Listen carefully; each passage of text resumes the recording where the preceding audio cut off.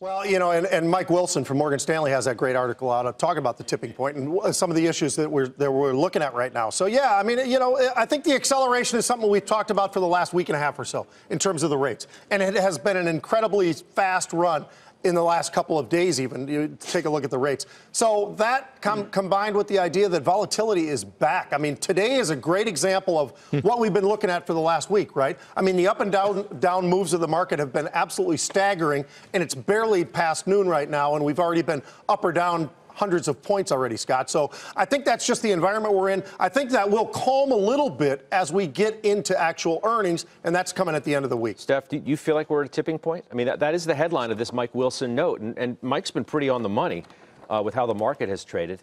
Are we at a tipping point because of rates? I don't think so, because I think the U.S. is still very, very strong, right? I mean, we're all talking about housing and that being the worrisome point. But by the way, prices are still going up for housing. If you look at the consumer, if you look at the small business and the confidence levels, they're all very strong. If you look at business investment, it's actually on the rise. Now, whether that leads to productivity gains, that's what I'm waiting for. That's what I'm excited about, and I think that's going to happen. Now, on the flip side, global growth certainly is slowing. I mean, the IMF going from 3.9 to 3.7 doesn't bother me too much. I'm still at 3.7, and who didn't know that China is slowing dramatically? Sure, but they're also at 2.5 is the IMF for next year.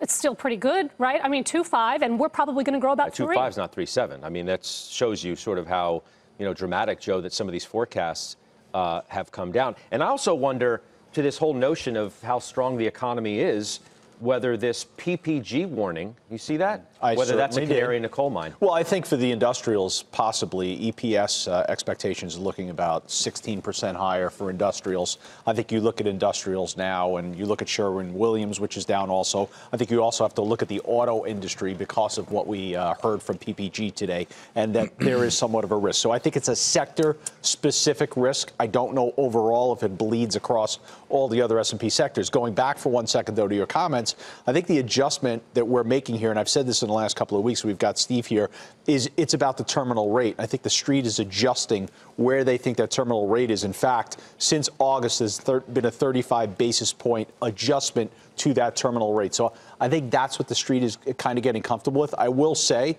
that I think we're past that point. And I think we're going to see stabilization in the rate of decline here in equities. I think the market's going to bottom out, and then we're going to hear from earnings. And I think the bottoming out process is happening this week. Isn't this the worst case scenario where you have these rising input costs and you have falling demand at the same time? That's like the nightmare scenario for a company. That would be the worst case scenario. Well, that's what PPG is saying, right? They cut their outlook as a result. PPG says it is. I don't think that's the scenario for the broader economy. I think, look, here's a story, Scott, and I think everybody at this table knows it. I know that Stephanie knows it. I just don't know about the rest of these guys here. The rest of these weirdos. It's been a while since I had a chance to come on the show and insult everybody. It's good to have you back. Yeah, I'm glad that's why I don't come on that often. But other than that, here's the story. Growth has consequences. Monetary policy has consequences. Tariffs have consequences. Deficits have consequences. All of those consequences combine to tell you that you're going to have higher interest rates. That has been the story for a long time. I think there's been people, and I don't mean at this table, I mean investors, who thought, I can have my cake and eat it too. I can trade the stock market like it's 3% growth, and I can trade earnings like they're double-digit earnings growth, and I'm not going to have the rates to go along with it. Well, folks, this is the way it works. And I think that the PPG thing is something that is isolated to a single company. But because, Scott, if you're going to have, if you don't have the growth to go along with it, I don't think you're going to have the higher rates to go along with it, too.